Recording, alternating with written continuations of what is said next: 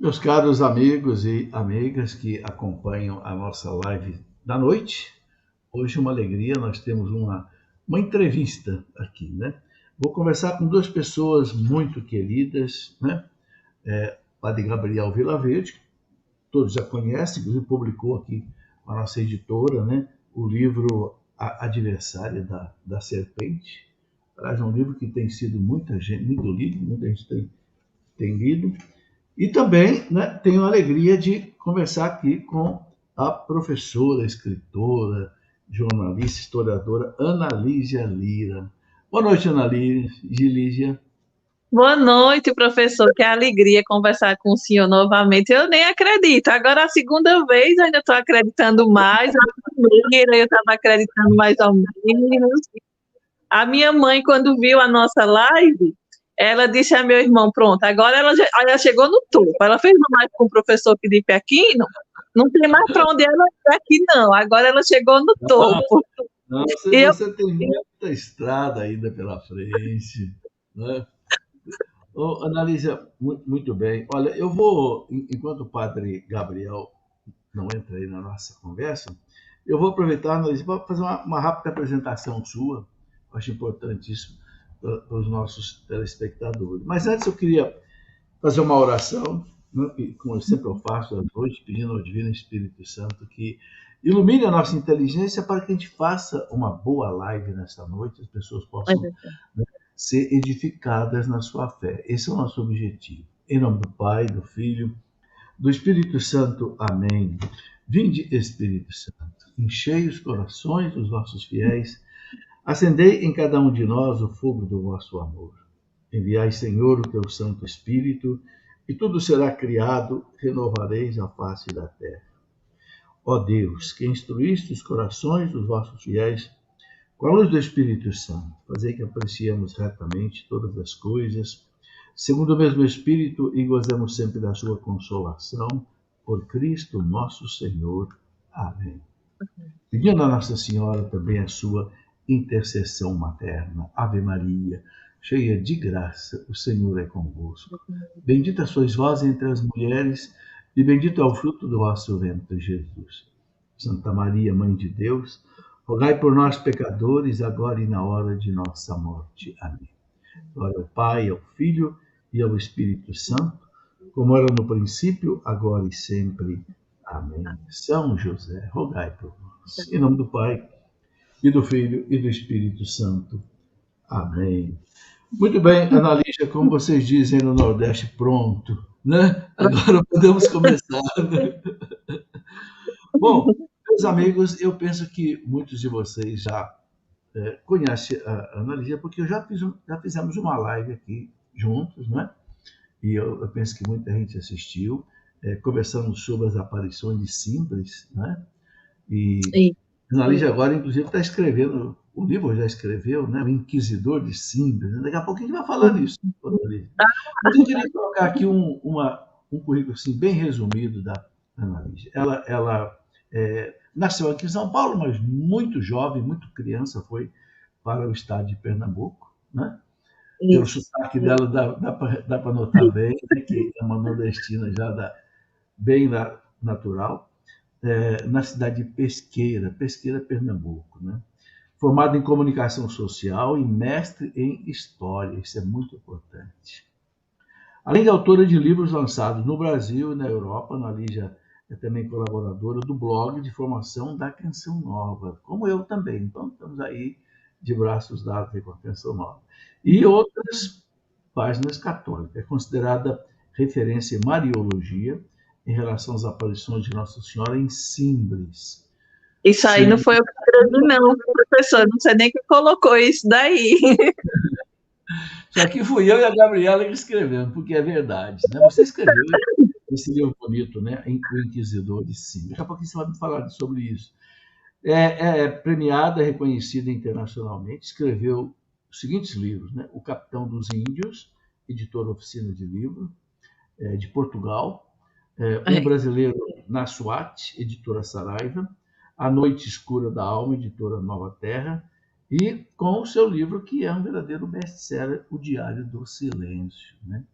É. Ana Lígia, nós estamos conversando porque Ana Lígia e o padre Gabriel escreveram um livro muito bonito, muito bom, sobre o Frei Damião. Está aqui o livro, né? História desse peregrino da fé. E que pouca gente, sabe, Ana Lígia, conhece aqui, principalmente aqui do lado de São Paulo. Eu sei que no Nordeste, Frei Damião é muito conhecido, sobretudo o pessoal que já tem aí, acho que mais de 50 anos, pelo menos, por aí, conhece bem, né? Eu sei que já tive muitas peregrinações que eu fiz à Terra Santa, e eu tive aí com bastante gente. Bom, Analise, o padre Gabriel já chegou aí, vamos cumprimentá-lo, né? Padre, boa noite, tudo bem? Boa noite, professor Felipe, boa noite, Ana. É uma alegria estar aqui com vocês. Não. Padre, a alegria é toda minha, sabe? Poder receber o senhor, receber a Ana Lígia. Já estava falando aqui do livro que vocês escreveram, né? Sobre esse gigante aí, principalmente do Nordeste, e que vai ser beatificado, né? Já está aí na sequência para ser beatificado. Uma das notícias que nós temos é essa, que ele em breve deve ser beatificado, né? Bom, sim? Pode ser, né? Merecidamente. Ele será beatificado muito merecidamente. Olha, não tenho dúvida disso. Eu também, pelo livro que vocês escreveram, que me ajudou, inclusive, a conhecer, né? Bom, eu queria rapidamente, fiz uma apresentação rápida da Ana Lígia, padre, queria fazer uma apresentação rápida do senhor. Eu sei que o senhor já é bem conhecido na mídia, mas eu quero colocar a apresentação que está aqui na orelha do livro, né? Como também da Ana Lígia, está aqui na orelha do livro, aqui tem também a apresentação dela.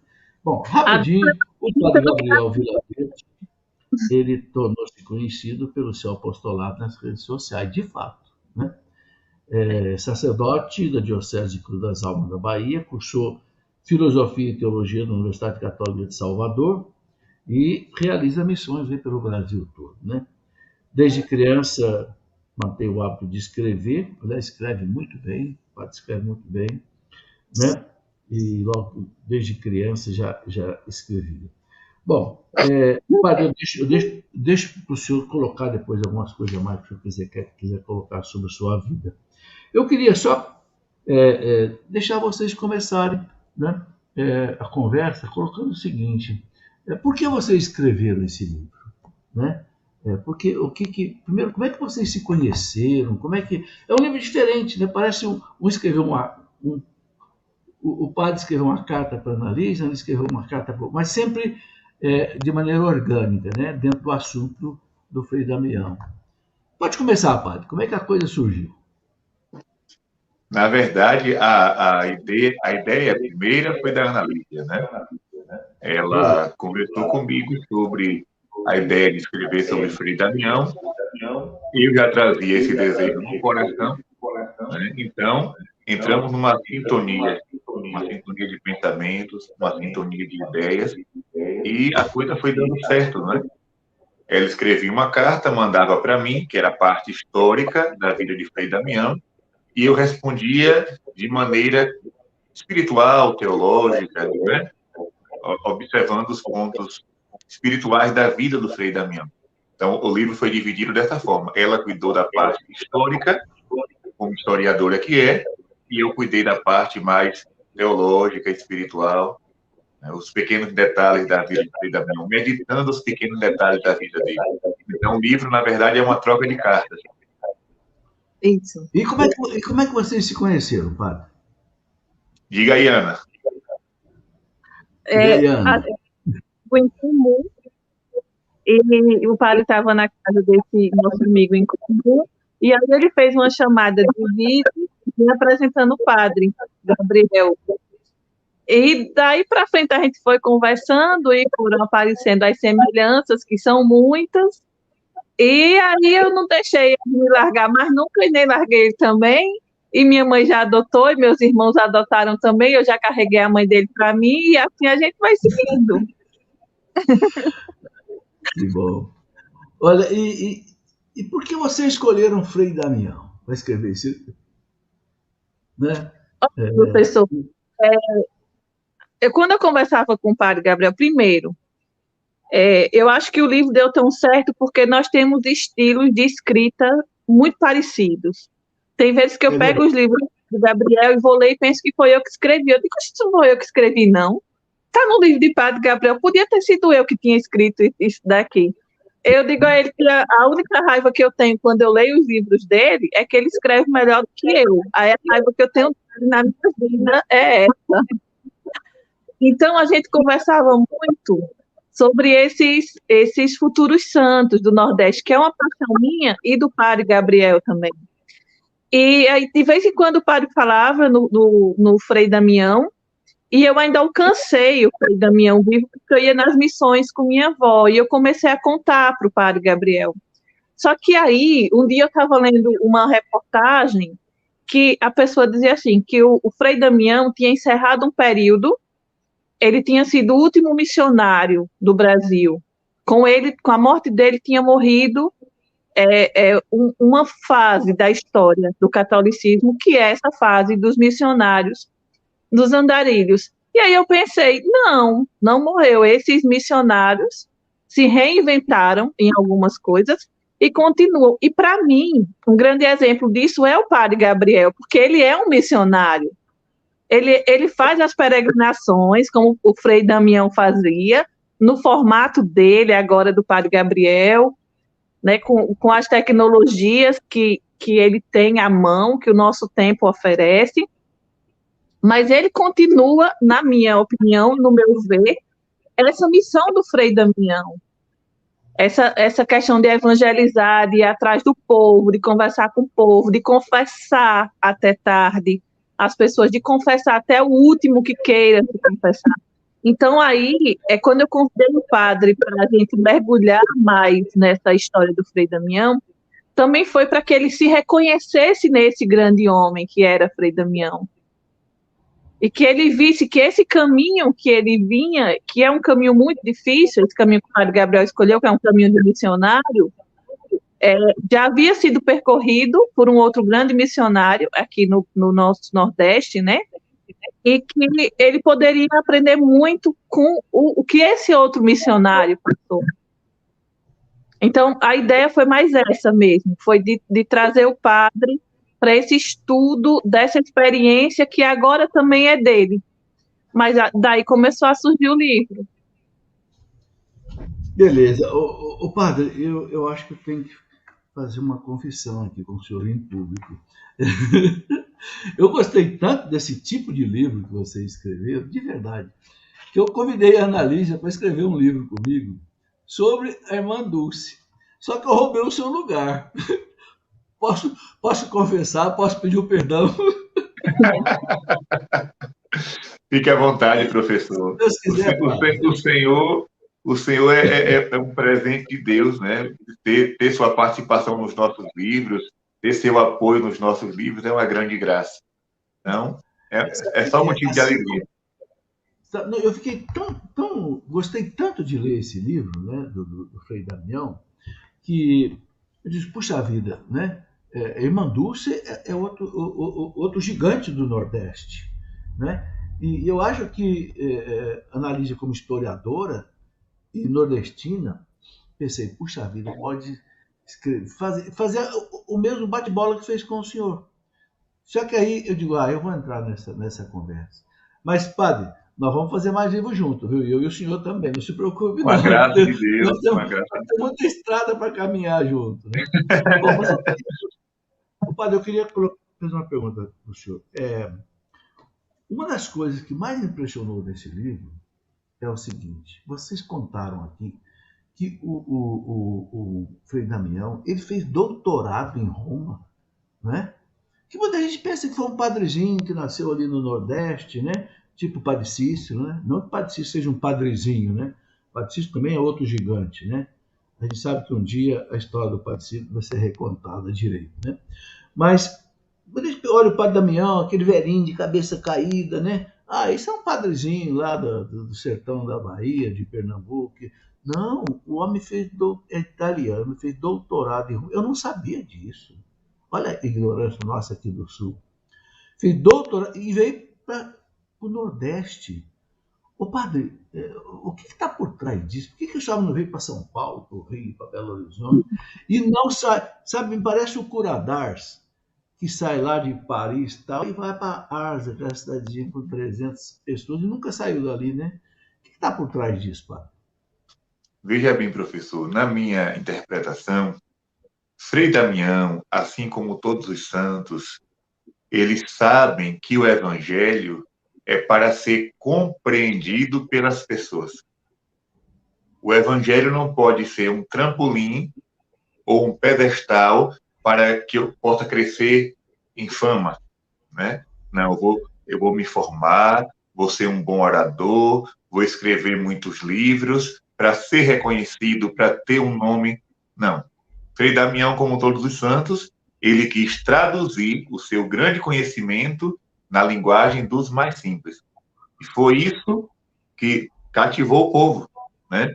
Frei Damião falava de uma forma que todo mundo compreendia, com aquela vozinha um pouco embaraçada, porque ele nunca aprendeu português direito, né? Ele sempre misturava um pouco de inglês, de italiano com português, mas assim, ele falava para o povo de Deus, ele se fazia compreender. Então, eu acho que é isso que falta em muitos pregadores. Não pregar para mostrar conhecimento teológico, mas fazer com que a palavra de Deus chegue ao coração do povo de Deus, dos mais simples. Então, Frei Damião soube fazer essa ponte. Teólogo, doutor, mas o principal era pregar a palavra e se fazer compreender. Eu queria fazer a mesma pergunta para vocês dois. Hoje nós estamos vivendo um tempo completamente diferente, né? Um tempo de evangelização pela mídia, pela internet e tal, e ficamos aí quase que 2 anos sem eventos, né, presenciais. E como é que o Frei Damião trabalhava? Como é que ele evangelizava? Ele escrevia muito, usava rádio, como é que era o trabalho dele? É um homem que tinha uma cabeça muito boa, muito culto, que fez um doutorado em Roma. Como é que ele trabalhou aqui? Quer começar, Ana Lígia? Ele era aquele estilo de missionário muito determinado, que para ele tanto fazia chegar em uma cidade e pregar em uma novena já pré-estabelecida, já preparada, como ele chegar em uma cidade, ficar em pezinho em cima de uma calçada alta e as pessoas correrem para avisar as outras, Frei Damião chegou, e ali juntam algumas pessoas, ele faz a pregação dele e parte para outra cidade. O que ele queria era falar, o que ele queria era pregar. Então, ele era realmente um andarilho. Frei Damião, durante 65 anos, ele não teve casa. Ele vivia de missão em missão. E dormindo nessas missões e descansando nos conventos, mas ele não tinha casa dele enquanto ele morava aqui no Brasil. E eu acredito que ele abriu essa escola aqui no Brasil, aqui no Nordeste, desses grandes pregadores, que têm formação e têm capacidade, tanto para pregar para intelectuais, porque ele sabia. O Frei Damião tem um livro, ele deixou um livro escrito, que é um livro, me falha o nome agora. Em Defesa da Fé. Em Defesa da Fé. É um nível, né, Padre Gabriel? É um livro muito bem escrito, então ele tinha potência para pregar para grandes intelectuais, mas ele alcançava o que eu considero que é mais difícil, que é o público simples, que se você não falar com o coração, esse público não lhe entende. E não prende esse público. Palavras bonitas, rebuscadas, não prende o homem simples do campo, não prende a mulher simples do campo. Então, ele tinha essa polaridade. E aí eu acho que ele abriu essa escola desses grandes pregadores aqui no Nordeste, que em vez dele encerrar um tempo, na minha opinião, ele começou um novo tempo. Porque o Frei Damião é muito recente, né? Ele é um religioso do nosso tempo. Eu fui para pregações dele. Então, talvez hoje nós termos padres pregadores que nem o padre Gabriel Vilaverde seja herança do Frei Damião, seja uma semente que ele plantou lá atrás. E aí a gente tem o padre Gabriel Vilaverde, a gente tem o Frei Gilson, que também é um andarilho, que também é um pregador, e que são jovens que estão nesse caminho e que às vezes nem conheceram o Frei Damião, né? Nunca nem ouviu falar de Frei Damião, mas estão no caminho que ele percorreu, que ele ladrilhou, vamos dizer assim. Frei Damião, ele para fazer o seu apostolado, sua missão, bastava ter um microfone e uma cadeira. O microfone para pregar e a cadeira para ouvir confissões das pessoas, né? Então, ele não tinha tempo para ficar em cima de livros, escrevendo, né? Fazendo conferências. Ele tinha capacidade, como a Ana Lídia falou, a capacidade ele tinha, mas a intenção dele, a vontade dele era outra. O que ele gostava mesmo era de pregar e confessar. Ele é conhecido aqui no Nordeste como o apóstolo da misericórdia. Né? Esse é um dos títulos de Frei Damião, apóstolo da misericórdia, porque ele começava confessando as pessoas que estavam na igreja, depois ele ia confessar os doentes em casa, e, por último, ainda ia confessar os presos na cadeia. Então, onde tinha pessoas necessitadas da misericórdia, Frei Damião ia atrás. E existem relatos fantásticos, professor, de que Frei Damião estava sentado atendendo confissões, e aí uma senhora que estava na fila, mas não para se confessar, ela estava para pedir ajuda por um irmão, orações por um irmão dela, que saía pela rua, meio doido, e procurava confusão, e quebrava as coisas, e depois voltava para casa. Uma espécie de esquizofrênico. E ela estava na fila, o Frei Damião saiu do confessionário, chegou diante dela e disse: você veio me procurar por causa do seu irmão, não foi? Aí ela ficou assim, assustada. Ele disse: me espere aí. Ele voltou no confessionário, e depois saiu, e o povo todo correndo atrás. E onde ele ia, o povo corria atrás. E ele foi até a casa da mulher sem saber o endereço. Quando ele entrou na casa da mulher, o irmão estava sentado, aí ele disse: você vai fazer uma viagem agora, não é? Aí o rapaz disse: vou. E ele voltou para o confessionário. A partir desse dia, o rapaz não saiu mais para a rua. Então, tudo indica que ele fez um exorcismo. Ele expulsou um demônio que se ocultava naquela enfermidade, naquele problema mental. Então, Frei Damião também tinha dons carismáticos, dons místicos, né? Então, mas o apostolado dele era, de fato, a pregação do evangelho e a confissão.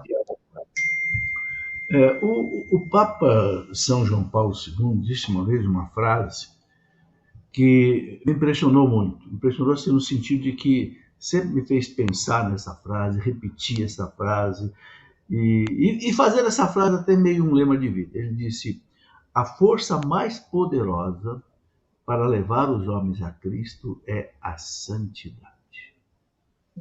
Ele disse: não adianta só a gente ter rádio, TV, internet, microfone, automóvel, avião, porque os grandes santos não tiveram nada disso, né? Até existe aquele livro muito famoso, né? Os Santos que Abalaram o Mundo, né? Do René Philip Miller. Ele pegou lá Santo Antão, São Francisco, Santa Teresa d'Ávila, Santo Inácio de Loyola, Santo Agostinho. Nenhum deles usou microfone, nenhum deles usou carro, nenhum deles usou avião, nenhum deles usou internet, e esses abalaram o mundo. Padre, hoje nós temos que repetir isso, viver isso, nesse tempo novo de evangelização, de mídia, de tudo. Qual é a leitura que o senhor faz da evangelização que nós estamos tendo hoje na igreja através da mídia? Uma vez, Dom Henrique estava no seu programa, eu estava assistindo, e alguém fez uma pergunta para Dom Henrique. Eu acho que foi um sacerdote. E o sacerdote perguntava: Dom Henrique, como evangelizar neste mundo pós-moderno, neste mundo da... E Dom Henrique respondeu: quando a gente deixar de ser marqueteiro e propagandista e passar a falar de Jesus com um brilho nos olhos. Eu nunca me esqueço isso, né? Essa frase do Henrique me marcou. Quando a gente deixar de fazer marketing religioso, muitas vezes a gente pensa que evangelizar é fazer marketing, é fazer bonitas publicações, é fazer um vídeo bem produzido, é cantar uma música melodiosa. Nada disso converte ninguém. Nada disso santifica ninguém. Frei Damião não tinha beleza, não tinha voz bonita, Frei Damião não tinha os meios que nós temos hoje, mas ele arrastava a multidão pela sua santidade. Por onde ele passava, ele deixava o perfume de Cristo. Como São Paulo fala, é o bom odor de Cristo. E era esse bom odor que atraía as pessoas. O povo ia atrás de Frei Damião, porque o povo sabia que ele era um santo. Mais do que um confessor, mais do que um pregador, as pessoas tinham consciência de que Frei Damião era um homem santo. Era uma coisa que transparecia, era uma coisa que não se escondia. Era uma luz, como diz Jesus, né? Uma lâmpada brilhando no alto, ilumina todos. Então, sem essa intimidade com Cristo verdadeira, a evangelização não vai passar de marketing. Muitas pessoas já chegaram para mim assim, padre, como é que eu faço para atrair seguidores? Né? Qual é a técnica para ter muito seguidor na internet, para que muita gente assista meu vídeo? E disse, olha, não existe técnica para isso. Não existe técnica. Faça por amor a Deus. Se você vai ter seguidor, se não vai, isso aí é, né? Faça por amor a Deus. O resto é com o Espírito Santo. Eu acho que Frei Damião fazia por isso, por amor, e o povo ia atrás da sua santidade. Ana Lígia, você que estuda bastante história e certamente estudou muita história de santos, né? Tem uma coisa que me impressiona, sabe, padre? Quando eu olho, por exemplo, um Cura d'Ars, São João Maria Vianney, né? O próprio Padre Cícero, o Frei Damião, esses homens tinham um amor a Deus, um amor à evangelização, que tinha isso que o senhor falou, tinha reta intenção. Não pensava em aparecer, não pensava em ganhar dinheiro, não pensava em aplaudir, queriam salvar almas. O que está subjacente a isso? Qual era a formação que esse povo recebia na igreja, no seminário e tal, que gerava aí um Frei Damião que sai lá. E eu tive professores também, sabe, que eu estudei num colégio salesiano aqui em Lorena, de padre salesiano. Olha, vários padres italianos que saíram da Europa, da Itália, e vieram morrer aqui no Brasil trabalhando. Eu ficava, meu Deus, o que havia nessa igreja antiga? Eu pensei, essa igreja dos anos, talvez aí 100 anos atrás, não sei, que gerava esses gigantes de... Vocês têm alguma coisa para dizer, Nari, sobre isso? Porque eu acho importante, sabe, de repente, resgatar um pouco dessas coisas, sabe? Porque eu vejo, às vezes, certos... Não quero aqui julgar nem condenar ninguém, mas vejo, às vezes, certos sacerdotes com tantas coisas assim, desencontradas, uma vida, às vezes, excêntrica, que, meu Deus, o que faltou na formação desse homem? Mas, então, vocês têm alguma visão disso?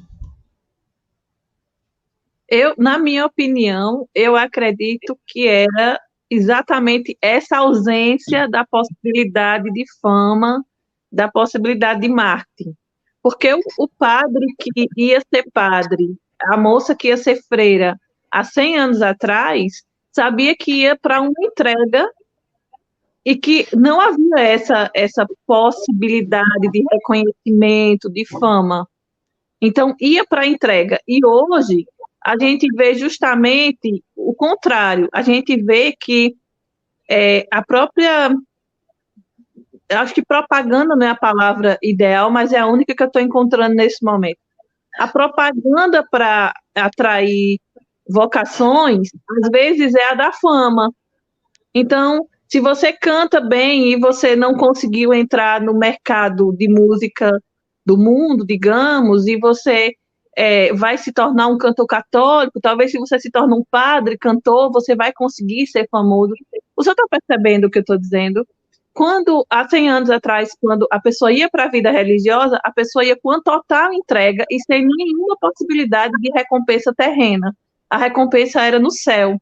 Já hoje, há muitas possibilidades de recompensa terrena que, às vezes, atraem falsas vocações, atrai a vocação do artista, que é católico, mas que não necessariamente seria sacerdote, mas vai para ser sacerdote porque ele se interessa por aquele mundo artístico que às vezes a igreja oferece, que os canais de TV oferecem, que a rádio oferece. Então, o Frei Damião, quando ele foi ser sacerdote, ele não foi ser sacerdote para ir para a rádio, ele não foi ser sacerdote para ir para a TV, porque isso nem existia. Ele foi ser sacerdote para ser sacerdote.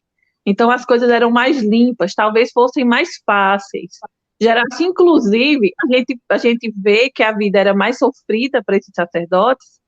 De repente, vinha da Itália, não tinha nem possibilidade de voltar, porque era uma viagem muito cara, né, de volta, muito longa, muito perigosa. Mas, de um lado, era mais sofrida, mas, de outro lado, não era, porque gerava menos confusão. E deve ser muito sofrido quando a pessoa se engana na vocação que tem, ou é enganado, né? Também existe esse processo. Mas, de toda forma, eu acredito que a gente não deva desanimar, porque acabamos de falar de Dom Henrique Soares, que é um grande exemplo para a gente. É um homem que me surpreendeu de quando eu o conheci até quando ele faleceu e continua me surpreendendo depois disso. Quando eu assisto os vídeos dele e leio as coisas que ele deixou escrito. Inclusive, uma das grandes surpresas foi a apresentação do nosso livro, que ele deixou pronto. Eu e o padre Gabriel combinamos de convidar Dom Henrique, mas a gente não tinha a menor noção do envolvimento que ele tinha com o Frei Damião. A gente nunca pensou sequer que ele tivesse conhecido o Frei Damião. E ele nos entregou um texto emotivo, um texto em que ele entrega tudo, né? Então, aí a gente já viu. Quando eu li esse texto, eu digo, tá tudo certo. A gente fez a vontade de Deus com esse trabalho. Para mim, foi assim, a maior confirmação que eu podia ter tido foi quando eu li o texto de Dom Henrique Soares, que, inclusive, me parece ter sido um dos últimos textos que ele deixou pronto. E ele escreveu esse texto com tanto amor, é um texto de 3 páginas, né, Padre Gabriel? É um presente que ele deixou para a gente. Sem dúvida. Olha, na verdade, são 4 páginas a apresentação dele aqui. E, realmente, ele tinha um conhecimento muito profundo, né? Só para citar um parágrafo assim, né? Ele coloca, conhecia muitos frades que conviveram com ele, Frei Damião, né? E sempre que possível eu procurava informar-me, né? Como nos diversos ambientes de igreja. Havia frades que eu tinha por santo e outros que não nutriam simpatia alguma pelo santo. Contavam-me histórias simples, despretensiosas, comoventes sobre o fradezinho. Recordo de 2 delas. Aí conta 2 histórias aqui, muito bonito. Olha, essa apresentação que o Dom Henrique fez aqui, realmente foi uma porta de entrada de ouro nesse livro de vocês. Vocês foram agraciados com essa apresentação do Dom Henrique. Mas eu queria, padre, colocar uma... Bom, primeiro, a primeira pergunta que eu fiz para a Ana Lídia, o que estava assim, subjacente na formação desses grandes homens, né? Um Curadares, um Frei Damião, eu quero colocar também, nós ainda temos aqui no Brasil muitos desses padres que vieram meninos lá da Europa. Vou dar um exemplo. Diz aqui em São Paulo, no Opus Dei, o padre Fausto, Francisco Fausto, 92 anos, italiano, chegou aqui no Brasil, ele veio para o Brasil juntamente com Dom Cifuentes, né? Os dois são do Opus Dei, né?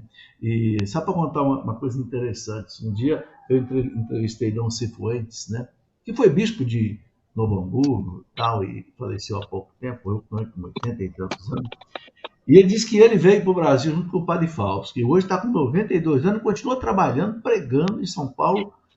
Ele disse que eles vieram num navio e aí ele estava com uma agenda dele com os nomes de todos os seus familiares, de tudo. E disse, começou a dar uma saudade deles. Gente, eu estou indo para o Brasil, não sei se eu vou voltar mais, porque não se foi, era mexicano, mas foi fazer teologia lá na Itália e veio junto com o Padre Fausto para o Brasil. Os dois depois entraram no óculos dele. E ele disse, sabe o que eu fiz? Fui arrancando as páginas do diário, uma por uma, fui jogando ao vento. Isso é passado. Acabou. Não quero mais olhar para trás. Minha vida agora é no Brasil. E morreu aqui, faz aí uns poucos anos, 80 e tantos anos, já bispo emérito, pregando por esse Brasil afora. Impressionante, sabe? Nós precisamos resgatar isso. Qual era o toque de graça dessa formação que essa moçada recebia lá atrás?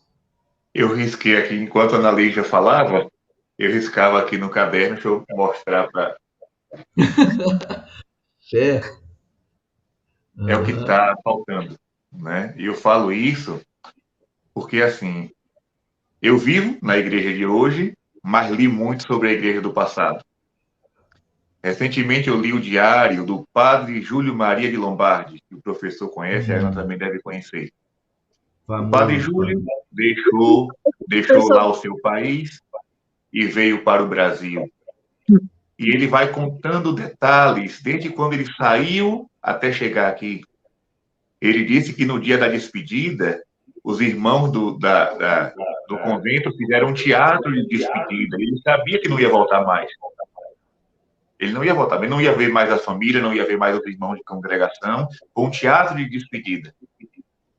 E eles entraram no navio, dizia até o nome do navio. O navio tinha dia que balançava tanto que eles não podiam celebrar a missa. Não podiam nem sequer dormir, porque a cama ficava para lá e para cá. Muitas vezes, os livros arrumados na estantezinha, de noite caía por cima deles, com o balanço do mar. Então, assim, atravessaram o oceano para um país desconhecido, sabendo que não ia mais voltar para a sua terra. Só tem uma explicação. Eles sabiam que era a missão deles levar a palavra de Deus. Só que hoje, professor, por exemplo, uma vez eu fui convidado para uma missão. Eu era seminarista. E a pessoa que organizava a missão, ela dizia assim, olha, nós vamos para tal lugar, mas nós não vamos falar de religião, nós não vamos impor nenhum credo, nós iremos para lá falar de saúde, de prevenção, falar de... Aí eu disse, eu não vou, porque isso não é missão. Eu não estou estudando no serviço social, eu não estou fazendo curso de enfermagem, eu não estou estudando para medicina, eu estou estudando para ser padre. E a única coisa que um padre pode fazer, e isso o Frei Damião tinha consciência, a única coisa que um padre pode fazer é salvar as almas. Por exemplo, uma pessoa pede confissão. O padre, não estou ocupado. Ocupado com o quê? O que é mais importante do que confessar uma pessoa? Salvar aquela alma. Se aquela pessoa morrer naquele dia. Né? Então, os santos, João Maria Vianney, José de Anchieta, aqui no Brasil, os índios sabiam que Anchieta passou por aquele lugar porque o sangue dos pés ficava marcado nas pedras. Um homem que chegou numa tribo indígena e os índios eram canibais.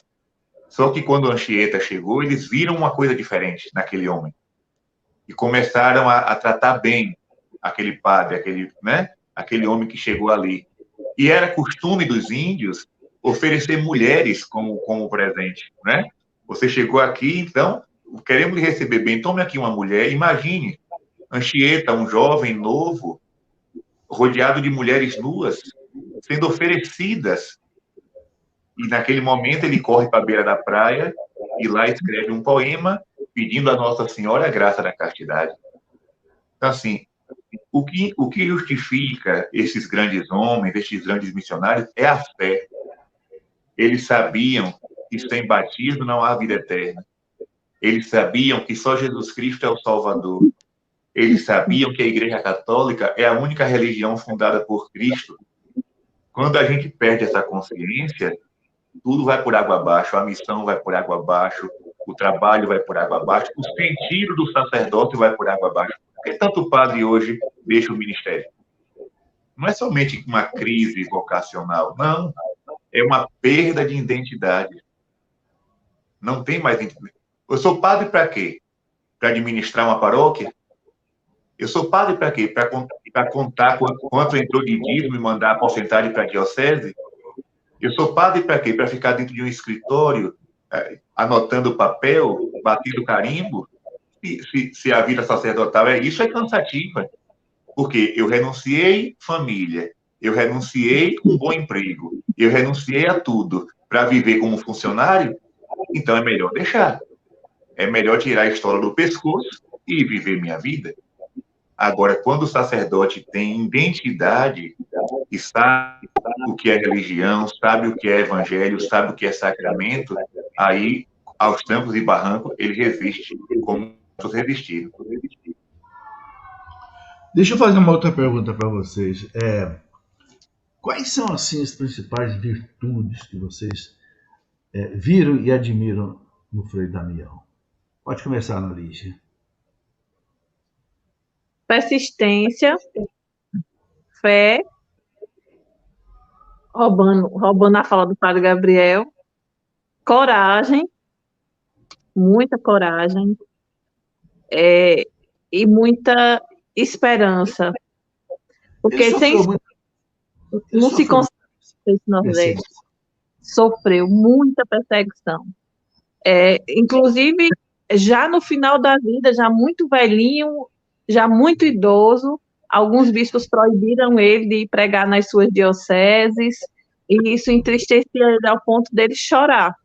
Ele nunca falou nada contra esses bispos, mas entristecia ele ao ponto dele chorar. Ele foi muito perseguido. E proibiam por quê, Ana Lígia? Proibiam porque ele dizia que se morresse amancebado, que é a palavra que se usa aqui no Nordeste, para quem não é casado na igreja. Então, se morresse amancebado, ia para o inferno, que mulher não podia usar roupa curta, que homem não podia ter amante, que ele era contra essas novas teologias, essas novas modas que nele dizia. Ele era aquele padre extremamente convicto do que era ser padre, do que é ser padre, e ele não admitia um grau diferente daquilo para ele, para a vida dele. Então, ele foi perseguido pelos mesmos motivos que muitos sacerdotes continuam sendo perseguidos até hoje, silenciosamente, como ele foi silencioso também. A gente sabe dessas perseguições porque nós pesquisamos, eu e o Padre Gabriel, a gente foi atrás de documentos, a gente foi atrás de escritos, e aí se descobre as coisas. Mas não que ele tenha deixado escrito num diário, por exemplo, não que ele tenha denunciado e apontado nomes, mas a gente sabe porque a gente foi atrás dessas informações, e aí quando há uma coisa desse tipo, essa coisa é pública, né? Se um bispo proíbe um padre de pregar na sua diocese, isso se torna uma proibição pública. Mas isso não acabou, isso continua e continua com muitos sacerdotes missionários. E aí eu vejo a importância desse livro, professor, até neste sentido, de mostrar para esses sacerdotes que estão sofrendo essa perseguição, não é só com você, foi com ele também, e ele será santo. Então, o caminho que ele percorreu não foi o caminho errado, foi o caminho bom, porque ele levou ele à santidade. Não pode existir caminho mais certo do que esse. Então, se está acontecendo com você o que aconteceu com ele, graças a Deus, é difícil agora, mas está no caminho certo. É um sinalizador de que você está no caminho certo. Então, eu acredito que o exemplo desses grandes homens, eles são muito importantes para nós, leigos, mas também para as novas vocações e mais ainda para os sacerdotes que já estão na caminhada. A gente está vendo o que está acontecendo, assim, desesperador o número de suicídios de sacerdotes dentro da Igreja Católica. E é um assunto que precisa ser falado, porque essas pessoas precisam serem ajudadas, né? A gente não pode tapar o sol com a peneira nesse sentido. Talvez contar esses exemplos de sofrimento como o padre teve, acalente o coração, de certa forma, dessas pessoas que estão passando por essas mesmas situações. O padre, a Lígia colocou aí algo muito sério, né? A gente sabe que hoje tem muitos sacerdotes em crise, né? E até suicídio mesmo, como você falou aí, né? O que fazer, padre, com essa situação? Como ajudar esses padres? Ou como... Não sei, entende? Porque, veja, eu como leigo, padre, eu sinto o seguinte, né?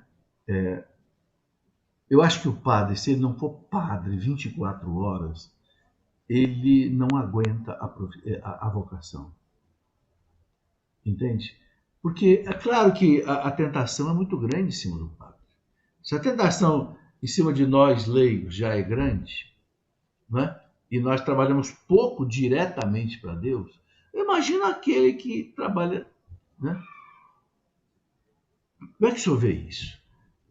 O que se poderia fazer hoje, né, para, eu diria, até mesmo salvar esses padres, sabe? Veja bem, professor, a questão não é tão simples. Não é. Não existe uma receita pronta para solucionar a crise que a igreja está passando, porque seria necessário uma conversão das estruturas. Eu vou tentar traduzir aqui, né? O sacerdote não vive somente pelo sacerdócio, né? Ele depende da paróquia, depende dos irmãos presbíteros, depende do seu bispo. Então, assim, quando o ambiente está contaminado, é preciso uma conversão geral. Não sei se estou me fazendo entender, né? Por exemplo, quando um sacerdote está passando por uma crise, ele tem que procurar um padre que, pelo menos, viva de modo sério para lhe orientar. E se ele não encontrar? Aí ele encontra um irmão que diz assim, não, deixa de ser bobo, vive tua vida. É normal, né? Ele incentiva a cair ainda mais na desgraça. Às vezes procura ajuda dos superiores, não encontra, infelizmente. Né? O povo da paróquia não compreende problema de padre. Só um padre consegue entender outro. Né? O leigo não entende. O padre não pode estar se abrindo com o leigo para partilhar suas dores. Com todo respeito aos leigos, mas só quem entende a dor de um padre é outro padre. Porque passa pela mesma cruz e experimenta as mesmas dores. Né? Então, se ele não encontra um padre amigo que seja maduro, que seja experiente, que diga, não, meu amigo, eu estou aqui para lhe ajudar. Aí vive sozinho, se isola na sua casa paroquial, se isola no seu mundo, e agora? Né? Então, na minha opinião, minha modesta opinião, é necessário uma conversão da estrutura. Isso não significa mudar a igreja, não, mas voltar à essência. Voltar à essência. Para que foi que Jesus fundou a igreja? Para que foi que Jesus deixou o sacerdócio? Eu acho que se a gente for por esse caminho, a gente conseguirá salvar muitos que estão caindo no abismo. Eu convidei a Ana Lígia para escrever um livro sobre a irmã Dulce. Aliás, Ana Lígia, a ideia foi da Gabriela, sabia disso? Por amor à verdade. Foi. Não, sabe, porque a Gabriela é assessora minha, trabalha comigo. Ela leu esse livro do Frei Damião e ela gostou tanto, a linguagem de vocês, o modo de vocês escrever é muito bom, agradável. Ela me disse, professor, por que não convida, né, Ana Lígia para escrever um livro sobre Irmã Dulce?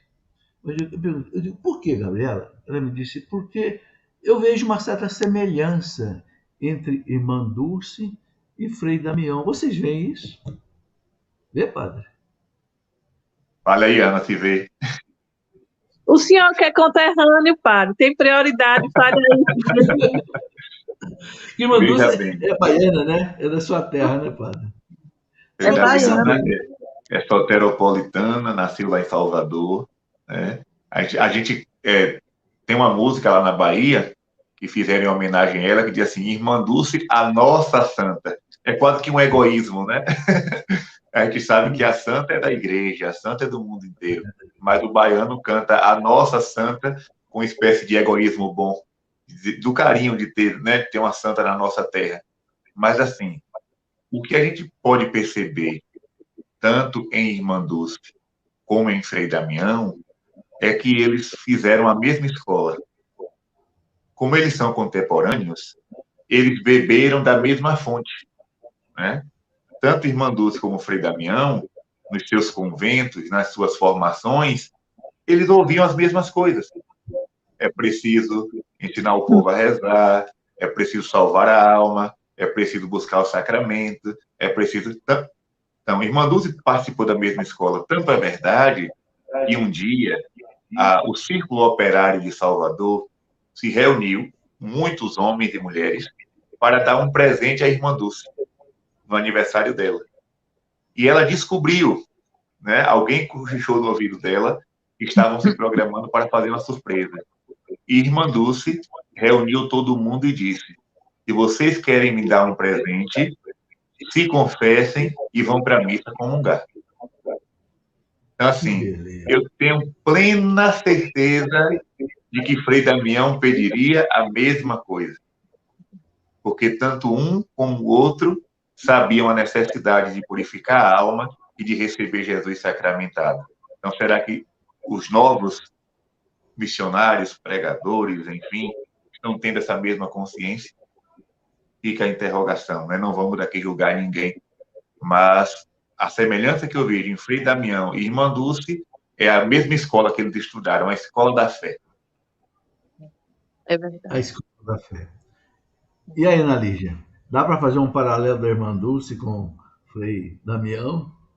Dá, principalmente também pelo amor aos pobres que eles tiveram uma vida de entrega aos pobres.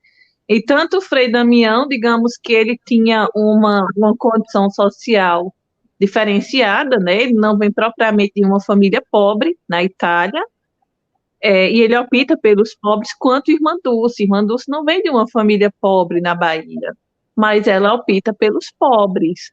Então, eles tiveram esse amor pelo mais simples, essa entrega de vida. Interessante que eu lembro que quando o senhor me fez o convite para participar do livro, primeiro eu pensei que eu não ia escapar viva, né?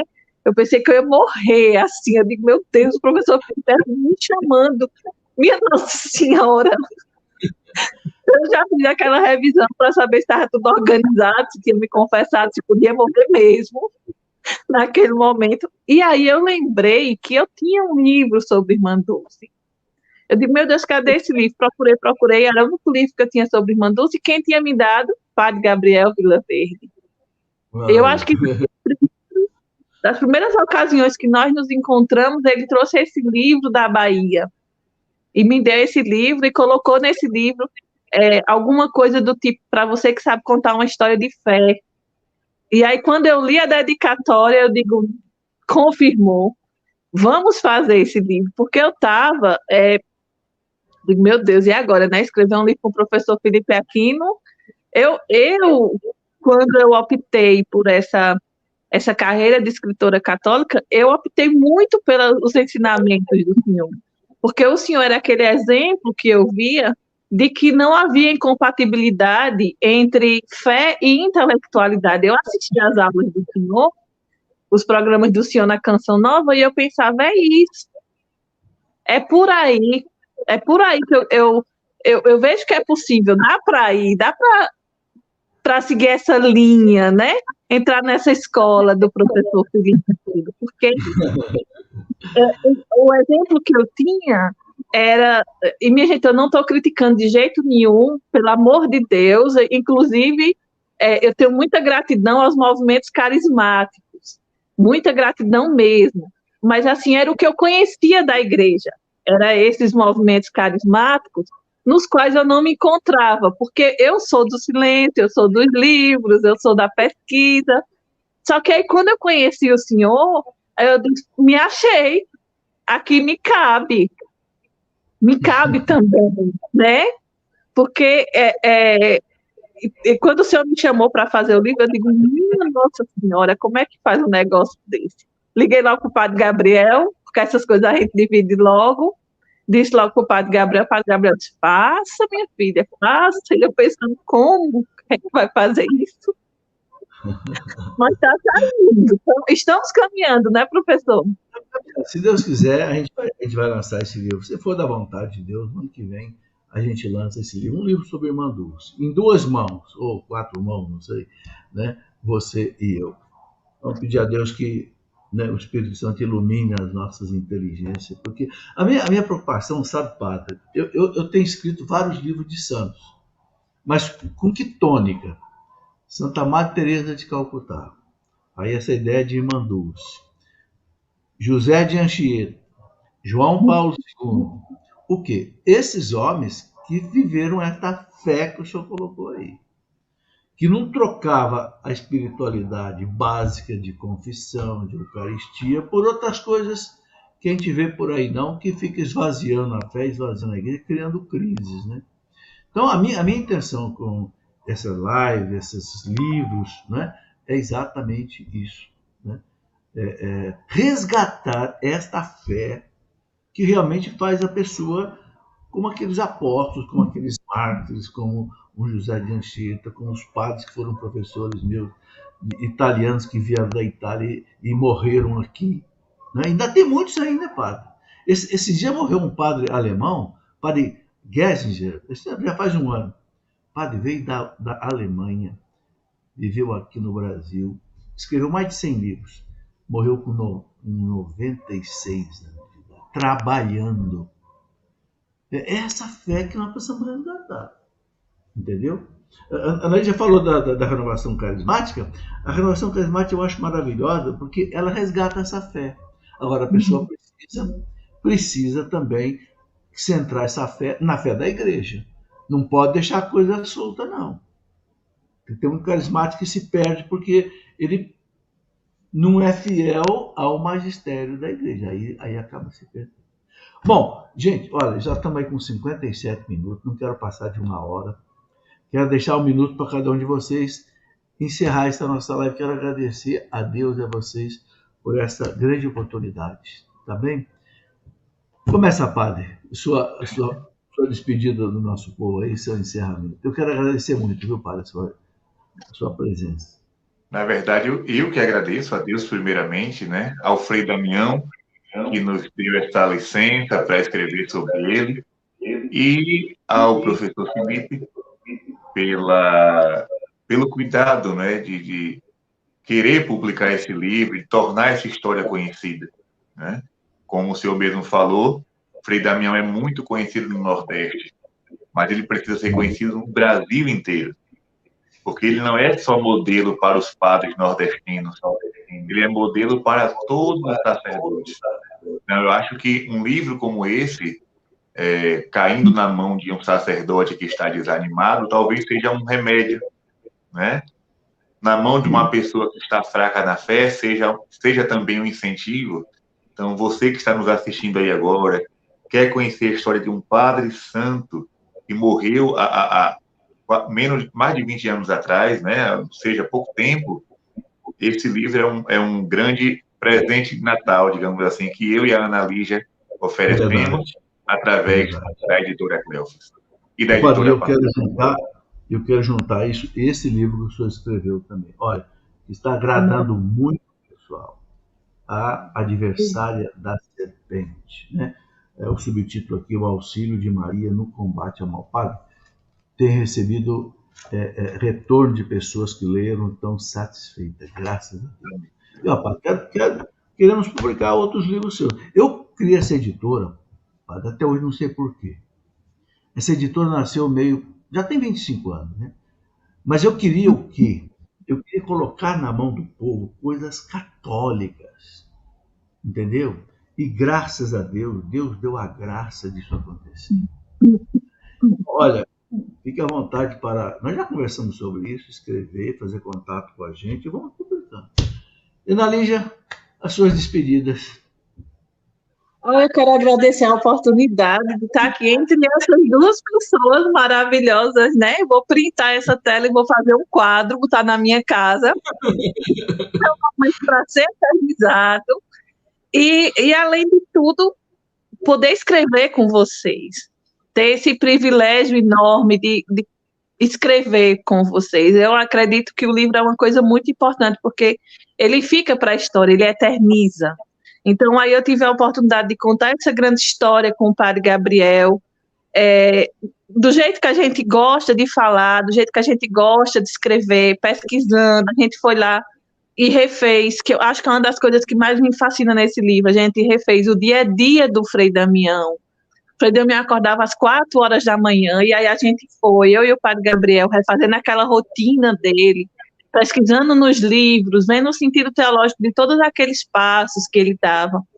E a gente quis compartilhar isso com o público, porque é renovador, é fortalecedor, é uma coisa que preenche a alma da gente. Então, é um livro fácil, é um livro rápido de ler, é um livro simples, é um livro que você vai conseguir ler, você que está nos assistindo aqui agora, é um livro que a sua avó vai conseguir ler, vai compreender.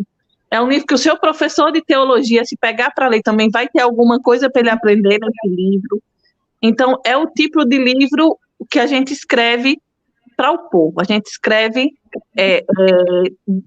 para o mundo mesmo. E aí agora vem um livro sobre Irmã Dulce, que é um grande presente para mim estar trabalhando nesse livro, é um grande presente poder contar a história dessa mulher junto com o senhor. E eu estou encantada com o que eu estou descobrindo sobre Irmã Dulce e só reafirma o que eu já sei que é a minha missão como escritora e que eu acredito também seja a do padre Gabriel, que é falar sobre essas pessoas grandiosas. Né? Vai ter muita gente aí para fazer biografia dos artistas, dos políticos. A gente ficou com a parcela dos santos, né, padre Gabriel, né, professor Felipe Aquino? Olha, eu quero, assim como eu falei para o padre, né, que é importante que ele continue escrevendo e colocando essa visão de fé, que é a visão de sempre da igreja, que nunca mudou. Né? E para você, Annalise, eu acho muito importante, você como historiadora, escritora, você escreve bem e você tem a capacidade de entrar na história. Hoje, o que eu mais lamento é ver tanta história deturpada, tanta historiografia deturpada. Ao invés de contar a verdade contra a mentira, colocando ideologias na coisa. Então, eu acho também que a sua atividade, sabe, de fazer esse papel que você está fazendo é muito importante. Continue.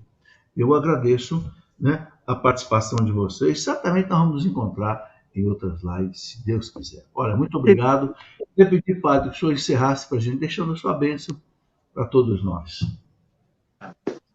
Peçamos ao Senhor, pela intercessão do venerável Frei Damião, que derrame sobre nós a sua bênção, a sua graça, sobre todas as pessoas que vão ler este livro do Frei Damião, e que nós possamos receber por esta bênção também o dom da fé, que a fé que existia no coração de Frei Damião possa existir também no nosso coração. Derrama, Senhor, sobre cada um de nós a vossa bênção, vós que sois Pai e Filho e Espírito Santo. Amém. Amém. Muito obrigado, gente. Um grande abraço a vocês. Até uma outra oportunidade, se Deus quiser. Um abraço. Deus quiser. Tchau.